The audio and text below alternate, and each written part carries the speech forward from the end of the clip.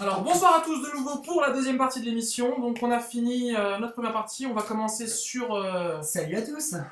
dans la ZAC qui nous laisse. On va parler donc du coup un peu de ce qui se passe dans le monde de l'EDH en ce moment. On va, comme on a dit, un peu expliquer sur MTG Top 8, voir ce qui monte, quels sont les decks qui montent. Et puis à la fin on fera un petit check-up comme on vous l'avait promis sur notre tournoi 25 PV. Donc voilà, là on est sur MTG Top 8 qui est un peu le site de référence. D'ailleurs, si jamais vous faites des tournois dans des villes, si vous pouvez, je sais que c'est un peu pénible, mais mettre vos decklists sur MTG Top 8. C'est très important. Comme ça, en fait, plus il y a decklist, plus on a vraiment un metagame qui est proche de la réalité. Donc voilà, quoi, si c'est possible. Bon, on commence étape par étape. Déjà, mais Titania qui est rangé en aggro, mais qui n'est pas un aggro. Mais qui est passé devant Genara, qui est ça passé... reste très proche, ouais. Mais bon, c'est plus combo qu'aggro. Ça, c'est juste clair, ouais. C'est pas normalement à ces catégories. Après, ça peut faire des sorties aggro qui sont totalement... Et sinon, pour la catégorie aggro, il n'y a que Genara et Marat qui se partagent un petit peu du gros lot. Il y a Zurgo qui a gagné un tournoi de 30 joueurs ou 35 joueurs, je crois, au Brésil. Il y a 2-3 jours seulement. Et il a gagné aussi un tournoi la semaine qui a précédé, aussi encore au Brésil, de 25 joueurs. Voilà. Bah c'est vrai que là, si on regarde juste les decks aggro, à part Genara et Marat qui font 10%, le reste on a du 2-1%. Mais Zorgo commence à venir. Zorgo, c'est tout un deck un peu sympa à jouer et populaire. Parfois il perd, parfois non, ça dépend de ce qu'il affronte. Voilà. Il a fait premier à un tournoi de 30 joueurs, tant mieux pour lui, c'est sympa. On a aussi eu Gadok. Genre, High Date et tu trop ton deck. Ouais. Voilà. Ça va, Stras il fait pas trop chaud maintenant, oui. Ouais. Donc du coup, on a quoi? Gadok, c'est ça? Ouais, Gadok qui a gagné aussi un trial. Mais Gadok, c'est pas un... C'est un aggro? Ah oui, Gadok c'est un aggro. Enfin, du moins, bah, c'est entre contrôle, combo et aggro. Oui, c'est sûr, c'est pas combo ni contrôle, mais c'est pas vraiment un aggro non plus. Quoi. Enfin, du moins, le but qui a gagné le trial à Nantes avec joué par Martial. D'accord. Qui sera notre adversaire dans 2 semaines. Et quand même plutôt un build aggro. En gros, ça joue pas d'elfe. Marat, c'est midrange, combo, contrôle, limite plus qu'aggro. C'est vrai aussi. Oui, c'est vrai que franchement, si on prend dans les decks aggro, là, on pourrait enlever limite les 3 premiers. Enfin, si, il y a Genara qui est quand même aggro contrôle. Ouais, mais encore, la version tempo est pas vraiment si aggro que ça.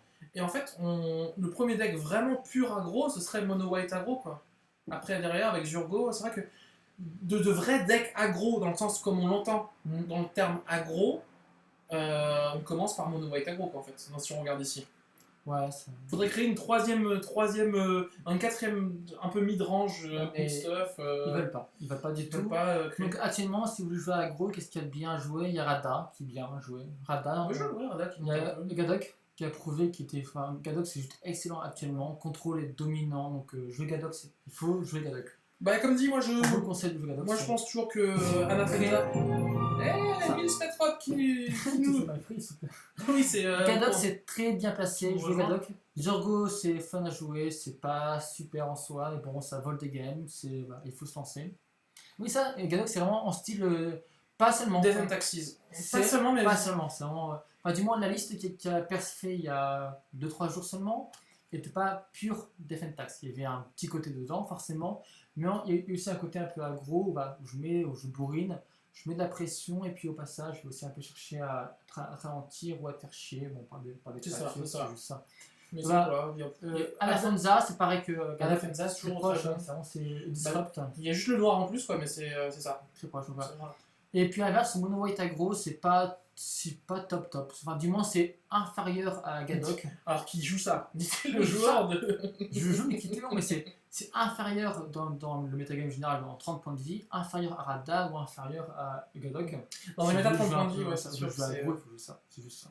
Bah, on voit toujours pareil que ça n'a pas changé. Hein. Contrôle 50% du field donc la moitié du field c'est contrôle, un quart et un quart sont partagés entre combo et aggro. Quoi. Ouais, bah Keranos, c'était prévisible. La montée en puissance du bleu rouge. Bleu-rouge était prévisible depuis le départ, depuis l'annonce de la banlist. On savait que bleu-rouge allait revenir. Keranos le démontre. C'est un paquet très stable, en gros. Basiquement, voilà, je schématise, mais tour 5 Keranos, un tour plus tard ou 2 tours plus tard, je te rase le board, j'ai mon dieu sur table, j'ai gagné. Voilà. Le problème, c'est que de nos jours, il faut quand même vraiment un one-shot dans le contrôle en mode, voilà, cherche pas, j'ai gagné. on passe à la prochaine. Enfin, c'est ça, il y a Narset, voilà, qui est à 10%. Il y a Geist qui tue toujours. Et puis Milestorm Wanderer qui remonte. Tu vois, mais moi je mettrais Geist en aggro. Mais Geist, à un moment, était en agro-contrôle. À un Ouais. moment, il était passé en agro. Maintenant, ils l'ont remis en contrôle. Peut-être que les versions sont un peu plus contrôle maintenant que les anciennes versions. On a Maelstrom Wanderer aussi qui est passé qui remonte, qui était un peu un peu désaimé au courant de Ouais. l'année dernière. Là, Ouais, ça revient. qui remonte parce que la version avec beaucoup de basiques C'est ça, la est version pas, full trop basique. est pas trop mauvaise face à Blue Rouge Control. Ouais, et c'est un peu mieux que Caillou là avec plein de bilans des compagnies. Là, tu joues un peu moins de Caillou, tu joues beaucoup plus des basiques avec des tutos basiques. Ouais, Ce qui fait que tu es beaucoup plus propre au niveau de ta banne à base. c'est un choix et puis actuellement c'est pas si mauvais que ça. C'est ça. Du moins les résultats le prouvent. Gitrog qui a fait sa petite place. Hein. Il a Donc fait sa voilà. place, mais pour autant le deck a quand même perdu en popularité depuis quelques temps. Et je pense pas qu'on en verra beaucoup au DTC ou au Bonne D'accord. Strasbourg. Vraiment, je pense pas que ce sera le deck qu'on verra. Pour moi, le deck a eu une grosse popularité parce que beaucoup de joueurs ont voulu tester. Et justement parce qu'au départ, ça avait un peu parfait aussi. Mais bon, quand on commence un peu à tester contre à fur et à mesure, on sait comment jouer contre. Et ça, forcément, c'est moins bien. On voit Surak, la version contrôle, qui est à 0% quand même, avec un deck. Oui, ce qui est dommage, parce que tous les top 8 sont pas dedans, justement, parce que c'est vrai qu'il y avait à gagner, encore il y a de ça. Parce que par contre, la version Twin Exarch, Oui, on va arriver à ça. elle a mieux joué. Ouais, parce que donc, le dernier trial, c'était gagné par un Gadok, mais celui d'avant, ça a été gagné par un Surak Drogo, vraiment en version je contrôle, et mon kill, c'est Surak. Donc je pose mon général, et puis je vais jusqu'au bout, je tue. Bah, finalement, la version combo, elle est quand même assez contrôle. Parce que finalement, la combo, elle prend pas énormément de place dans le jeu. Mais elle prend 5-6 cartes. Mais la version combo, je joue beaucoup plus de créatures, moins une trentaine, je crois, des morts. Je suis pas sûr que je joue autant de créatures. Bah, on va regarder, mais j'ai pas l'impression. Alors voilà, on va regarder avec vous. Bah. Ah, 9 créatures. Tu vois ce que je dis, hein. Ah non, c'est là, c'est là. Ah, pardon. C'est ici. 30 créatures. Ah oui, autant pour moi. Ça joue beaucoup plus de créatures. C'est vraiment un petit côté elfe pour accélérer un petit côté Gennara, Marat avec la combo pour faire un petit. Tout à fait, ça, c'est ça. Avec good stuff, ok. C'est un peu comme dans les paquets en moderne RUG combo. Ouais. C'est vraiment ça, c'est inspiré de ça. Bah là, on voit dans combo. Toujours High Tide, donc avec. Ils disent High Tide parce que ça englobe Teferi et Jace. Ouais, ici donc. Aussi bien Teferi que Jace. Donc Teferi a fait encore un top 4 à Nantes. C'est ça. Là, j'aime beaucoup Teferi, je pense que Teferi. Mais les deux coexistent bien, je trouve. C'est ça qui est bien. C'est Dizzy qui reste à 6%, mais qui actuellement qui est aussi en perte de popularité. En soit, depuis 3-4 semaines, les différents decks basés sur le grève perdent en popularité. Parce que justement, les decks contrôle comme UR, etc., ou les decks mono bleu, gagnent en popularité. Donc, soit si l'un monte, l'autre descend forcément. Après, ça reste fort. D'ici, ça reste fort. Ça reste fort. Et puis le match-up mono black Dizzy contre mono bleu, il n'est pas non plus gagné pour mono bleu. C'est ça. Tu as un vrai match à Cavern of Soul, ça fait chier mono bleu. C'est ça. Tu as un vrai match à des sortes de discard, des sortes de machin. Animar qui est là, qui reste. Donc on a rien de. Disons qu'il a toujours été à 5%. Voilà. C'est vrai que quand on regarde par exemple dans les généraux qui sont en watchlist, il n'y a rien vraiment qui préserve à un ban en tout cas des généraux qui sont dans la watchlist. Par exemple, on peut s'inquiéter quand en général juste pour Narset passe au-dessus de 10%. Mais ça on compare un peu avec Post, on va comparer avec avant, donc 2015, ça. Au 2015 deck. Voilà. Donc on avait donc du Tassigur à 8%, du Marat à 7%. Et du Elf Ball à 6%, donc c'est pas extraordinaire, c'est pas très élevé. Et au 2016 event. Bon, là, ça a dû changer un peu à cause de. Mais en fait, Tassigur est à 7% alors qu'il est ban depuis 3 mois. Donc à un moment, il pointait les 12-13%, je me souviens bien. Je pense aussi de mémoire, j'avais vu un petit 10%, donc assez élevé. Voilà, donc Last Major Event, c'était ici. Sur ça. Post Tassigur. C'est ça. Alors, on va juste voir un petit peu ce que nous dit sur le chat. Marat, alors, Surak combo, normalement, ça joue pas trop de créa. Et faut croire que si. Parce que moi, j'avais vu des versions qui étaient. Moi, j'avais vu des versions qui étaient Surak Control, Draw and Go, avec juste la combo dedans. Donc, ça va Twin, Exarch, enfin, juste les créatures à combo. On peut voir là, on va juste. Donc, on a fait la première, on fait la seconde. On va commencer. Alors, aussi, 25 créatures, ça reste vraiment très créature le build. La troisième qui propose. Ça sera Surak Dragon Claw, c'est encore. Joue 31, c'est vraiment un build qui joue c'est créatures, c'est 30 créatures entre 20 et 30 en fonction des builds. Bon, on s'est un peu trompé. Elf Ball qui continue à ne pas être joué. Bah, En ça, gros, on a- ça, Elf Elf Ball a Ball, complètement disparu de mes TVM. Bah, Elf Ball, Il reste on plus lui rien. enlève Cradle, on lui a enlevé quoi d'autre encore Que ça, le problème c'est que c'est une carte qui faisait un peu le deck. Hein. Mais ça aussi, on se rend En compte. fait, Cradle, c'était la seule carte qui lui permettait d'aller plus vite qu'une Vrasse, parce qu'il se prenait une Vrasse, le jeu il remballait quoi. Pas vraiment, parce que même avec Cradle sur table, malgré une vaste, T'étais bien. Voilà, mais t'avais Cradle au moins, t'avais Cradle. Là, il y a Cradle ouais, il y a Cradle qui est parti, ça lui fait vraiment du mal. Parce que même les Marats en fait, Et son puis, tour à Elf Ball sont revenus en good stuff combo. De toute façon, le seul Elf Ball, enfin, qui est, si on peut parler d'Elf Ball, hein, c'est Titania quoi. Enfin, qui est pas vraiment un Elf Ball, mais qui, voilà. Non, c'est plus un ramp combo. Voilà, parce qu'on a ban le général qui était joué par Elf Ball, qui était. Isan. Ouais. Comme dit, le Elf Ball pur qui était joué avec Ezuri, sans Cradle, c'est très très compliqué. Déjà qu'Isan lui avait volé un peu la vedette, donc maintenant les joueurs de vert en fait ils se tournent tous vers Titania en fait. Et pour autant, je pense que Elf Ball est pas si mal que ça. Enfin, dis-moi, face à Mono Bleu, il a ses chances.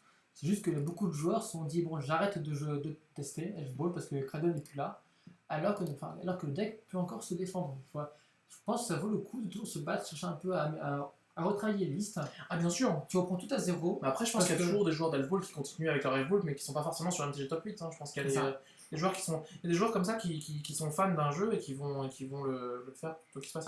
Pour avoir test Elf Ball Ezuri sans Cradle, ça va quand même vite. Voilà, c'est ça. Ça peut aller vite, mais. Forcément, c'est moins fort. C'est moins fort. Mais bon, c'est pas non plus un deck qui est mort. On va dire qu'il ne mérite pas ces 1% sur MTG Top 8. Il mérite beaucoup plus. Et aussi, grosse surprise, sur Pyro. Proche qui est actuellement à 1% sur MTG Top 8. Et c'est seulement dû au fait que tous les Top 8 ne sont pas sur MTG Top 8. Parce que là, Proche, il est très présent sur les Top 8 que je vois. Et c'est mérité. Le deck est bien placé, le deck est fort. Et voilà. C'est ça. Il a vécu des bans qui ont calmé parce qu'il était trop pété. Ah ouais, tout à fait. Maintenant, ça reste pas un mauvais deck. Après, il y a plusieurs versions. Il y a la version Elf Ball et il y a la version plutôt un peu good stuff, comme ça, combo. Moi, je préfère voilà, après, c'est une version Elf Ball qui permet de sortir quand même assez vite. Et là, prochainement, on a 2 gros tournois. On a le BOM Strasbourg, où tu auras donc 3 tournois à la suite, un par jour, avec on va dire entre 30 et 80 joueurs. C'est ça. En moyenne, c'est ça. Et puis il y a le DTC quoi. Ça, une semaine après, le DTC, le plus gros tournoi qui annonce au moins 300 joueurs, qui vise le 500 joueurs. Voilà. C'est le gros tournoi. Donc le BOM est important parce que le BOM pourra comme ça un peu déjà tester des idées, voir un peu ce qui va commencer. Une semaine avant le DTC. Et moi, de mon côté, je pense que vraiment, on deck, faire attention. Titania, voilà. Titania ne monte pas en popularité, il ne baisse pas non plus, il reste stable. Il y aura un ou deux Titania. Ça, on les croise tout le temps.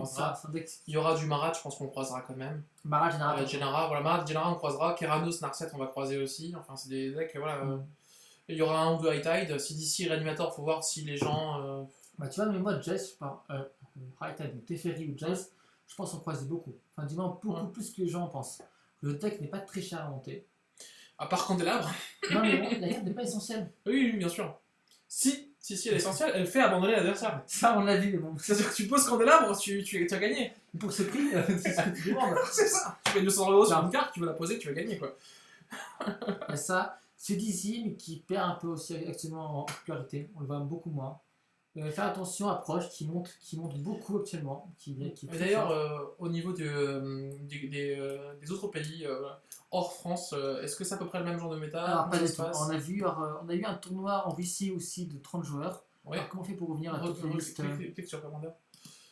Ah, c'est ça que j'ai pas réussi. Et si t'as réussi et du coup, en fait. Et en Russie, ils ont eu un top 8 composé ils étaient une trentaine. C'est celui-là, le Liga General Vesny. Où ils étaient, je crois, 6 decks bleus, 2 decks combo. D'accord. De mémoire, c'était ça. C'était. Donc Jorienne, ça fait plaisir de revoir un petit Jorienne. Narset. Donc 36 joueurs, en tout, tu avais 1, 2, 3, 4, 5. Voilà, 36 joueurs, un top 8 composé de 8 decks bleus. Ça fait plaisir de voir un petit Jorienne. Jorienne aussi, qui est peut-être mal aimé, mais qui est franchement sympathique. Ouais, mais bon, qui reste quand même peut-être inférieur à Kyranos. Peut-être. Voilà, ça. Je sais pas, c'est possible. Du moins, je pense que. Kyranos est meilleur, mais bon, même si le deck a quand même des petits avantages. Et du coup, tu as des petits retours sur le fait qu'on avait vu une baisse d'activité au niveau du Duel Commander un peu partout dans le monde. Est-ce que maintenant ça a repris un petit peu? En Philippines, elle persiste. C'est clair, en Philippines, ils n'arrivent toujours pas à revenir sur le truc d'avant. Mais dans les autres pays, ça revient un petit peu. À Moscou, on voit essayer ça revient 36 joueurs, c'est revenu à un truc normal. Voilà, ça. Tout à fait. Au Brésil, pas réussi. On est revenu donc du moins on a vu il y a 2 jours un tournoi de 30 joueurs qui est plutôt de la moyenne basse, mais qui reste Donc dans ça la revient. moyenne. Voilà. Donc on voit bien qu'il y a cet effet qu'on disait que c'était sur le moment, c'était le temps que les gens se retournent, le temps que les partiels, les examens finissent, et puis petit à petit ça revient. Donc voilà, donc les gens ont quand même accepté ce qui s'est passé, même il a fallu un petit peu de temps pour avaler peut-être la pilule, Pour mais... tous les pays, sauf pour les Philippines. Sauf pour les jusqu'à Philippines, maintenant. sur lequel ça... Vraiment, les Philippines n'arrivent toujours pas à se remettre de ces bans. Ils ont perdu beaucoup en popularité. Hey, I connected a few minutes ago. Did you play already, or will you play later? No. Okay, we Actually, already play the game. Yes, Lapins said 2-0 for Jace. Yeah, but actually we didn't play the game because the first game it got unlucky, and the second game The second game our opponent withdrew because he think that we could go in combo, but we didn't have anything, just a lot of mana, and so our opponent chose to drop. So yeah, he thought he was going to combo and not at all. We have nothing in hands. Okay, so and he quit. So that's it. Ok, donc voilà. Donc par rapport au méta, est-ce que c'est à peu près tout ce qu'on avait à dire, ou est-ce que tu as d'autres choses à rajouter? Je veux dire, je l'appelle un peu. Non, ça va. Pour le moment, ça va vraiment faire attention à tout ce qui est donc le deck contrôle, c'est bleu-rouge qui reste très stable, Voilà, mono-bleu qui reste tout en haut aussi. Donc faire attention à des Blood Moon et compagnie. Et à part ça, les 4 autres decks sont peut-être proches à surveiller, qui montent beaucoup. Marat et Général qui sont toujours au-dessus. Enfin, qui restent populaires, pas au-dessus, qui restent populaires. Et enfin, Titania qui est un deck qui reste stable. Qui reste stable. Qui a ses faiblesses, qui reste stable, voilà, qui n'a pas de... Voilà. Du coup, nous on va juste aussi vous parler maintenant en dernière partie. On va prendre un petit temps, pas énormément, un petit quart d'heure, 10 minutes, un quart d'heure pour vous parler. Du coup, on a fait un test de tournoi 25 PV qui s'est passé du coup le 4 juin à Strasbourg. Donc du coup, on a réussi à avoir 25 joueurs, ce qui est pas mal pour un samedi matin. Pour un samedi matin où les gens bossent le samedi. Et aussi pour un jour où il pleuvait énormément. Donc il se peut qu'on ait perdu 2-3 joueurs, c'est pas à cause de la pluie. En tout cas, voilà, plutôt pour un 25 PV, pour un premier test en 25 PV, on a quand même eu 25 joueurs. C'était plutôt sympa, ça nous a permis d'avoir au moins un vrai tournoi. Pas qu'on se dise on a fait un tournoi à 8 et puis que du coup... C'est ça. Et puis finalement, le metagame était très 30 points de vie. Ah ouais. Ça, ce qui est drôle, c'est que la semaine qui a précédé, on avait annoncé aux joueurs, faites bien attention, ne mettez pas trop de cartes anti-aggro. Voilà. Il y aura peut-être des Urgo, des decks un peu aggro, mais pas tant que ça. Et finalement, non, il n'y avait pas de deck aggro. Enfin, du moins, j'étais peut-être le seul deck aggro de...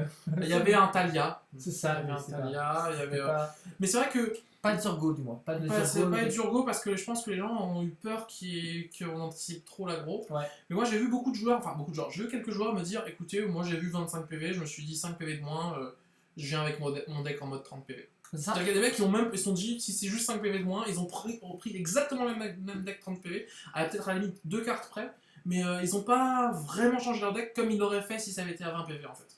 Tout à fait. Et c'est plutôt...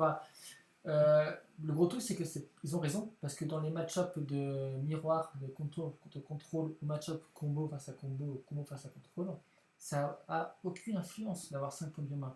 Qu'on joue en 20 points de vie ou en 30 points de vie, ces match-up resteront quasiment similaires, il n'y a pas de grosse différence. Voilà, si tu commences à dire... Oula, alors là, on ne comprend pas le russe, on est désolé, mais là, là, dans un anglais. Je pouvais pas venir. Ah ouais. Vraiment, c'était cool. Voilà. La seule petite différence que moi j'ai remarqué, c'est plutôt dans la manière de jouer. Dans la manière de jouer, les joueurs jouaient un peu plus safe. Ils jouaient un peu plus. Ils tentaient moins de faire des actions voilà, comme ça. Parce qu'il y avait ces 5 points de vie là en moins. Donc c'était plus dans la manière de jouer que vraiment dans la decklist que ça changeait. Moi personnellement, la seule chose que j'ai changé là, c'est la base de mana. Pour éviter de me piquer. Ouais. Mais le deck dans son ensemble restait à peu près le même.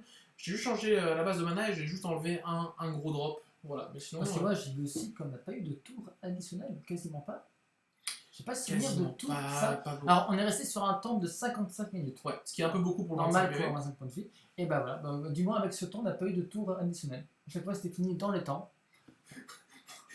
Les Russes sont en train d'envahir le chat ou comment ça se passe? Hello les gens.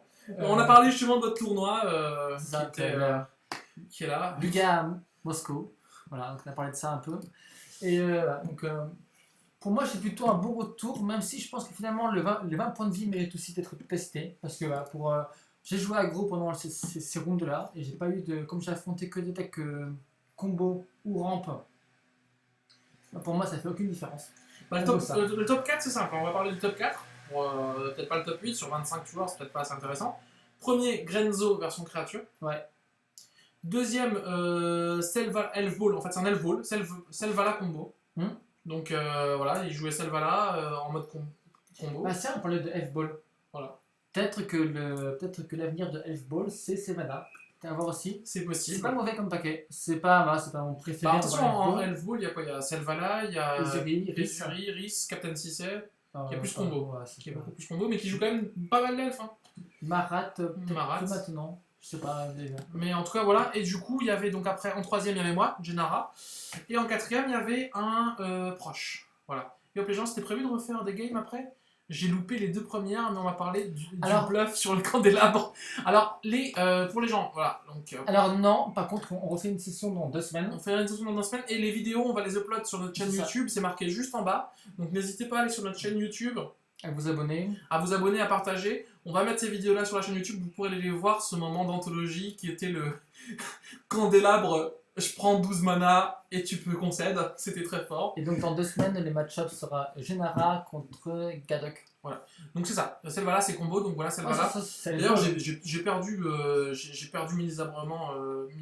misérablement sur Selvala. Selton c'est aussi. Voilà. C'est pas un vrai Elf Ball. Il triche sur le terme. C'est un Druid Ball. Ça, il faut créer. C'est un Druid Ball, le petit Selton, mais c'est marrant. C'est relou avec lui. C'est pourquoi. Il en parle tout le temps, c'est ça. Donc voilà. Et du coup, quoi dire, on a fait comme dit, on a fait un petit questionnaire. On n'a pas encore fait le débrief, le débrief dessus, mais on va vous le faire et puis on vous dira, on a demandé un peu aux joueurs ce qu'ils pensaient de tout ça. En tout cas, il faut savoir qu'il y a même un joueur parmi les 25 qui était venu en mode, il n'avait pas lu que c'était 25 points de vie. Non, c'est ça, il est venu. Donc il l'a découvert sur le moment même, en mode, je pensais que c'était un 30 points de vie, donc il est venu avec son deck. Voilà, et puis il y avait un ou deux joueurs qui par contre il y a un ou deux joueurs qui ont paniqué sur les 25 points de vie et qui sont venus avec le général blanc-noir qui fait gagner des points de vie là, comment ça s'appelle? Karloff. Voilà, il y a un joueur qui est venu avec Karloff en mode allez, je vais gagner PV, je vais jouer à fond sur les PV. Ça, il pensait vraiment que ce serait plein d'aggro. Je sais pas, je pense qu'il pensait qu'il y aurait aucun aggro. Et en fait, il y avait eu 2 aggros quoi, sur 25, ce qui est peut-être un troisième que j'ai pas. On a la liste entière, on vous la montrera peut-être plus tard, mais voilà, en tout cas. Donc en soi, le 25 points de vie n'a pas trop avantagé le deck. Voilà, peut-être le deck un peu full aggro. Ah mais il parle français en plus le mec. Là. Il nous parlait en russe avant là. Je comprends pas. Je sais pas. C'est trop laid. Je peux pas comprendre. Donc Selvala est très joli, mais donner une carte à l'ennemi. Alors oui, c'est ce que nous disait le joueur, c'est que ce qui est bien, c'est que c'est comme c'est une version combo, piocher une carte c'est quand même super. Ça va permettre surtout de faire des petits tricks quand tu joues contre autre que contrôle. Quand tu joues contre contrôle, il a dit la capacité de Selvala, il l'utilise quasiment jamais. Voilà. C'est parce qu'il sait que contre contrôle, donner des cartes à contrôle, lui donner des brasses, lui donner accès à des anti-bêtes, c'est parce qu'il a envie. Mais généralement, contre les autres packs, il s'en fiche en fait, parce que lui va partir en combo. Donc voilà, c'était juste ça. Franco-russe, d'accord, ok, cool. Donc voilà, c'est à peu près tout ce qu'on a à dire sur ce tournoi-là. On va mettre les vidéos en ligne petit à petit aussi, on a filmé. Donc on mettra les games, peut-être pas toutes, mais pas toutes, je pense que le top 4 ou top 8. On mettra top 4, peut-être une ou deux rondes par-ci par-là, qui étaient peut-être intéressantes. En tout cas, n'hésitez pas aussi, si jamais dans votre coin, il y a des magasins qui font des tournois ou des FNM, même des FNM en EDH, leur proposer de leur faire au moins une en 25 PV, juste pour voir ce que ça donne. 25 ou 20, vraiment, il a tenter un peu un truc. Voilà, juste tenter un truc, voilà, voir un peu. Le but c'est de tenter avoir des retours. Voilà. Les retours étaient plutôt positifs, les gens ont plutôt apprécié le 25 dans le sens où ça les a pas trop dénaturés. Ils n'ont pas eu l'impression de devoir totalement changer leur deck, ils n'ont pas eu l'impression de devoir jouer à autre chose, parce que finalement la règle des 21 points de commandeur restait là, toutes les autres règles de l'EDH restaient là, c'était juste qu'on avait un peu moins de points de vie pour pouvoir faire ce qu'on avait à faire. Ça rendait peut-être Bibliothèque Sylvestre moins abusif, moi qui l'ai joué. Toxic Deluge moins fou. C'était intéressant. Yoshi qui était là, qui a fait un mulligan à 3, go. Voilà. Wi-Fi d'internat en carton, ça arrête pas de crash et ça me saoule. Désolé. Ouais. Voilà, bientôt le DH à Strepsil. Voilà, Strepsil qui arrive pour troller. Bientôt le DH à 5 PV. Alors pourquoi Strepsil dit ça? Parce que Strepsil joue un commandant qui a 20 points de vie n'existerait plus. Il joue, voilà, on va vous le montrer ici. Il joue, voilà, alors pas exactement le même, mais il joue Child of Alara. Alors c'est sûr que quand on joue à 5 couleurs, tomber à 20 points de vie ou à 25, ça peut changer des choses quand même. Ça peut changer des choses. Non, honnêtement, à 25, tu peux encore le jouer. À 25, tu peux encore le jouer. À 20 points de vie, j'ai comme du mal à le voir. Non, après, le problème, c'est qu'en ce moment, Child of Alara avec Keranos et Joriem qui jouent des ruines et des Blood Moon, Plus des blasts, plus des blasts. en 20 points de vie. Ouais. Strepsil, il va retourner sur son bon vieux. Ah tiens, par contre, on avait eu 2 animars, Il y avait deux animars. mais ils ont rien fait. Bah, justement. Non, Ils ont rien fait parce que le rouge était présent, le rouge restait présent et puis il affrontait des Grenzo. mais je crois que Yoshi jouait avec Animar. Et je crois, hein, je me trompe peut-être. Ah non, il jouait pas avec Animar. Il n'avait pas pris Animar, il a pris l'autre. Mais les joueurs d'Animar, on n'a pas pu faire grand chose. Hein. Non, ils étaient deux à jouer ça et puis aucun n'était sur la table moitié haute parce que finalement, voilà. Le problème, c'est qu'ils affrontent des Grenzo, des decks un peu plus rouges qu'avant. Et voilà, forcément, Kyranos, Wanderer, tu m'en bien tout de suite. Hein, voilà. C'est ça. Moi, ça équilibrait un petit peu la puissance d'Animar, qui était très puissante. Ruine est tellement forte qu'il est plus en Legacy maintenant. Bah voilà. Note pas Animar, oui, je veux pas Animar, excuse-nous. Donc voilà, en tout cas, nous, c'était un peu nos impressions. On était plutôt contents, finalement. 25 points de vie, ça permet de. Je trouve que ça c'est pas mauvais. Après 20 points de vie, moi, j'ai pas encore testé de tournoi à 20 points de vie. Je sais pas si toi, t'en as testé. Non, j'ai testé des parties, À pas 20 des points de vie. tournois. Et en partie à 20 points de vie, alors entre le 20 et le 25, qu'est-ce qui t'a. Bah, disons que le souci, c'est que parfois, j'avais vraiment l'impression que quand j'ouvrais ma main de départ, je savais que j'allais gagner. Du moins que qu'importe ce qu'il pouvait jouer, enfin, je jouais aggro, donc qu'importe ce qu'il pouvait jouer, voilà, j'avais tout pour gagner en main. C'est ça que peut-être. 21 personnes qui matent, nouveau record. Merci à T'as quand même tous. cette impression que, bah, que quelques 20 points de vie seulement, bah, la partie va se jouer sur ta main de départ, plus les 5-6 cartes suivantes. C'est ça. En fait, je pense que ce qui bloque les gens en fait, qui jouent en EDH, c'est qu'on joue en format à 99 cartes. Et c'est vrai qu'on a envie des fois de voir un peu plus que 10 cartes de sa bibliothèque Ça. quand on joue 99. Et du coup, c'est vrai que quand on joue à 20 points de vie, bah, on en verra moins des cartes de sa bibliothèque. Ça, c'est sûr. Hein, que quand on joue quand on joue aux 40 points de vie, il y a des parties où on peut voir 60 cartes de sa bibliothèque. Quoi, je veux dire. En 20 points de vie, on en voit moins. Mais par contre, à l'inverse, comme tu vois beaucoup moins de cartes, chacune de tes parties est différente. C'est ça. Alors il y a des pour et des contre. Il y a des gens Ça, qui vont y a dire pas- bah, du coup ça rend le format vachement plus aléatoire. Et du coup ils disent bah du coup ouais, faudrait peut-être le faire même en 3 manches quoi. Ou alors il y a des gens qui vont dire bah du coup c'est mieux parce que du coup on s'ennuie pas. Le problème c'est est-ce que ça risque pas d'avantager les jeux qui ont beaucoup de tutos ou qui ont beaucoup de cartes qui ont les mêmes effets. Plus ça, je pense, parce que les tutos, ça. ça coûte du temps. C'est ça. Il faut... Mais voilà, donc fit, faut que je déco. Ok. En tout cas, bah, j'en peux plus de ce wifi. Ouais, je comprends. Bah, de toute façon, nous, on a fini pour aujourd'hui. Ça, donc Voilà. rendez-vous dans 2 semaines. Voilà, rendez-vous dans 2 semaines, ce sera de nouveau le mercredi, là, c'était exceptionnel. Mobius qui nous suit, merci Pour Mobius. les matchs, on vous rappelle les matchs Général contre Gadok. Voilà, donc ce sera Général contre Gadok, et puis on vous donnera toujours un peu des news de ce qui se passe. N'hésitez pas à partager et puis à venir plus nombreux la prochaine fois. Merci à tous, bye bye. Ciao.